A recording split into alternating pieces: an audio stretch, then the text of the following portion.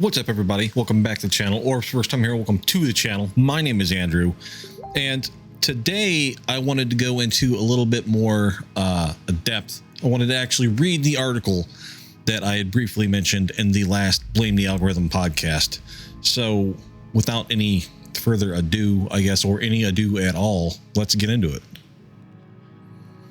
Okay, so here we've got the actual article. Attorney argues Castee and Rife conspired with plaintiff in suit over the Conjuring House. Pardon my change my audio settings real quick. There we go. Okay.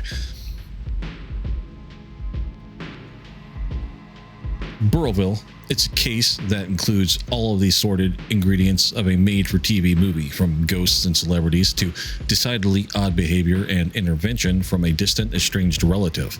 And it's all playing out in Rhode Island Superior Court as a lawsuit over Burrillville's most famous haunted attraction moves forward. The suit, filed in December by Elizabeth Greenhall of Utah, the older sister of the Conjuring House owner Jacqueline Nunez, seeks to block the sale of Round Top Road property to the famed paranormal personality Jason Hawes.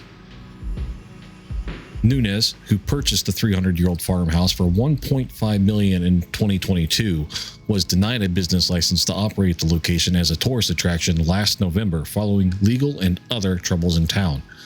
The house has sat vacant since it was headed to foreclosure sale this fall before Summit & Stone, an LLC started by popular YouTube content creator Elton Castee, purchased the underlying mortgage. Last month, it was revealed that Nunez once offered tours and overnight stays at the house made famous by the 2013 horror blockbuster under business name Bellfire LLC, had also entered an agreement in October to sell the property to Hawes, the star of sci-fi's Ghost Hunters, for $1.3 million. So she's taking it at a loss. Greenhall filed a temporary restraining order in Rhode Island Superior Court to halt the sale in December, stating that Nunez was legally incompetent and not of sound mind when she signed the agreement. I find that funny, personally, but it is what it is. Like, Judge, my sister's dumb. She's not in her right head. Don't let her sell this property. Ridiculous, guys. Ridiculous. Since the initial filing last month, attorneys representing both sides filed additional motions with legal arguments laid out in documents obtained this week by NRI Now, which is who this article is from. That which really sparked this dispute is the so-called interested party known as Summit & Stone, the objection notes, which is Elton Castee and Matt Rife's LLC.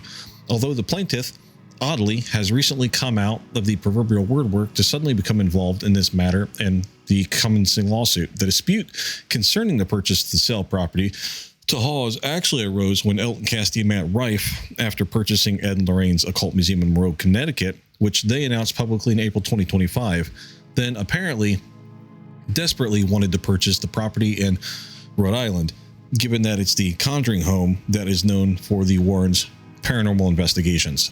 We saw this in a couple interviews that Elton Castee did, where he was just out in front of the Conjuring House talking to news cameras. Hawes' filing states that Castee formed the LLC in September for the specific purpose of buying the Burrillville property. That's understandable. Apparently, after discovering the property owner, Bellfire LLC, had been in foreclosure and had executed a P&S agreement with someone else, Hawes, Castee, Rife, and the business entity under which they have been acting, Summit & Stone LLC, decided to try and obtain the property in another way, the argument notes. According to Hawes, a few days after he executed the purchase and the sales agreement, Castee offered him $150,000 for proof of who the current lender was, which he rejected. And I assume this is before Castee bought the banknote. Another Rhode Island YouTuber named Josh Yozera, or Exploring with Josh, who also has ties to Rife and Castee, including from having appeared as a ghost on their podcast Haunted Homies, was witnessed no less than 3 times on the morning of November 15th, 2025 at Nunez's home after notifying a friend that he was going to offer $4 million to cancel her P&S agreement with Hawes. So what this article says basically is that not only did they try and block Hawes from buying the Conjuring House in October, then they purchased the lease to outright quit the auction altogether. And then Exploring with Josh goes to Nunez in November rather, to offer her $4 million to tell Hawes to fuck off. And then December, the estranged sister-in-law comes out of fucking nowhere to say that her sister's crazy and that she's not in her right mind to sell the house to Hawes. That's what it reads like in this article. I might be reading it a little harshly, but that's what it reads like. This is the actual backdrop for the instant lawsuit, albeit that the case was strangely brought by Nunez's long-lost sister. The plaintiff, while simultaneously attempting to name the clear actors behind it, Summit & Stone LLC, merely as an interested party. It is funny that she's blocking Jason, but she's saying that, oh, but Elton and Matt Rife and Josh are interested in the house. It seems like there's some greasy money that's been exchanged here. I don't know that for fact. That's opinion. That's a theory. But it seems like maybe there was some greasy money that was kind of shifted hands a little bit to try and get this sister to come out of nowhere. Accordingly, the very parties the plaintiff has named as merely interested parties in Nunez's case, Bellfire LLC and Summit & Stone, seemingly are true actors behind the entire dispute and are indeed true and proper parties to this action. I would say that Jason, seeing as how he held, the deeds, and since he was buying the deed, is at an actual true and proper party. But plaintiff's claims of mental capacity are merely another attempt to take the property out from under Hawes, and the plaintiff is clearly conspiring with Summit & Stone, it adds. So, not just my opinion. Opinion held by others, it seems, including the article writers. Hawes' arguments also state that it was Nunez herself who signed the agreement to sell the home contrary to Greenlaw's initial complaint, which pointed to a power of attorney agreement she'd signed with Julia DeMay, who the suit described as his associate. Hawes ultimately agreed to the request for a temporary restraining order, halting the sale, but also filed a motion to dismiss the case on the grounds that Greenlaw has no legal standing. Nunez herself has seemed to steer clear of the recent proceedings following a year where both activity at the house and her personal troubles dominated headlines across New England, from an incident where she was allegedly caught drinking and driving and eluding police in Burrillville, to a scandal where an employee at the house was fired because a ghost told her he was stealing. Her charges in Burrillville remain outstanding, and the sole exception to her absence in the lawsuit comes in the form of an email provided in the court documents in which she denies signing over power of attorney to DeMay in the sale. Quote, my sister Liz from Utah texted me about signing a revocation of a purported POA, power of attorney, signed by me on October 9th of some year, giving a Julia DeMay, employee of General Dynamics, complete power to handle all of my financial matters, including the sale of my real estate. The email noted. Yikes. I never signed any such document. So right here, it looks like, if this is to be believed, that Nunez is saying, like, I didn't sign any such document. My sister's lying. Which, if that's true, it's incredibly underhanded of her sister to be coming out of the woodwork like this to try and stop this sale. Through her attorney, Michael Resnick, Greenlaw recently filed a request for alternative service, noting that efforts to serve Nunez, a Dorchester, Massachusetts resident, a summons for the case in person have failed 6 times. She's not going to Rhode Island, dude. She's going to get arrested as soon as she crosses the border. On Wednesday, January 7th, both parties met with judge and reportedly agreed that the as of yet unfiled deed transferring the property to Hawes could no longer be used in the case due to the paperwork issue, but other documents surrounding the potential sale, including the signed purchase and sales agreement and DeMay's power of attorney, appear unresolved, with upcoming court dates scheduled for January 22nd and 27th. Funny how her power of attorney appears unresolved, huh? If green law prevails, any deal signed to sell the house in recent months could be void and unenforceable. And a suit, she says, is focused on protecting her sister's interests amid a mental health crisis, and to stop her from selling the property for a $225,000 less than what she bought it for years ago. Hawes published a positive reaction to the dismissal and the deed on social media, noting his team agreed to the move.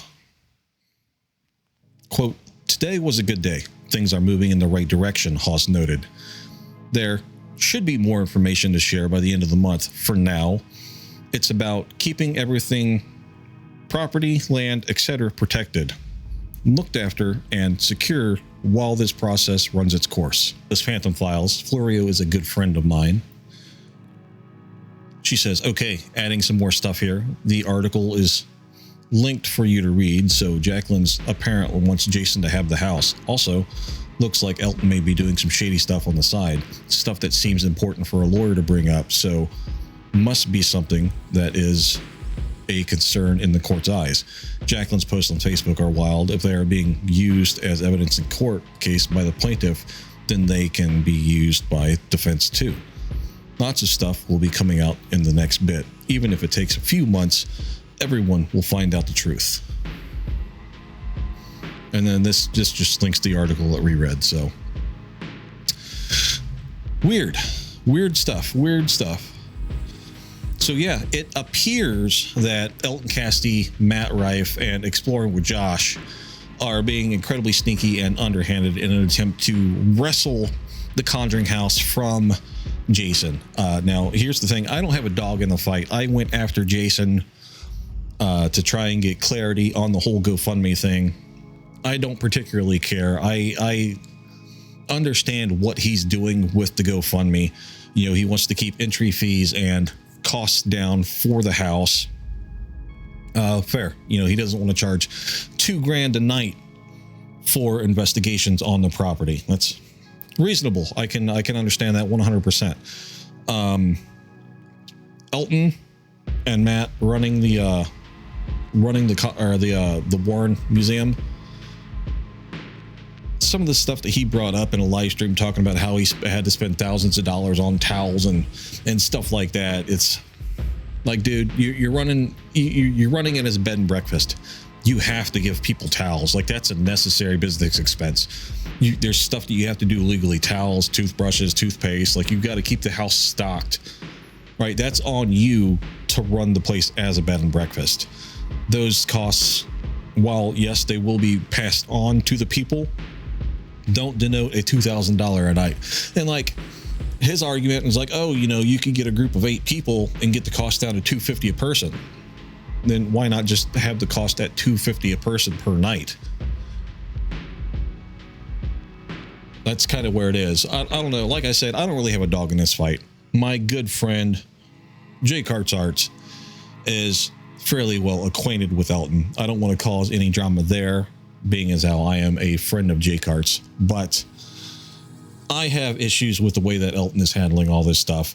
And this article right here really kind of contributes to what I was already theorizing on my own. It's crazy that Exploring with Josh went to her house 3 times and offered her $4 million to turn back on the deal with Jason, though. It's crazy. Anyways, guys, I'm gonna get out of here. Leave your thoughts down below. Let me know what you think of all this. If you want to support the channel, check out the merch bar down below. Pretty cool merch. If you have ideas for merch, also leave that down below. You can also hit the PayPal link and buy me an energy drink if you choose. Don't feel obligated to do so. It doesn't really matter. But I appreciate you guys so much for sticking around and checking this stuff out. I will catch you later. See you guys.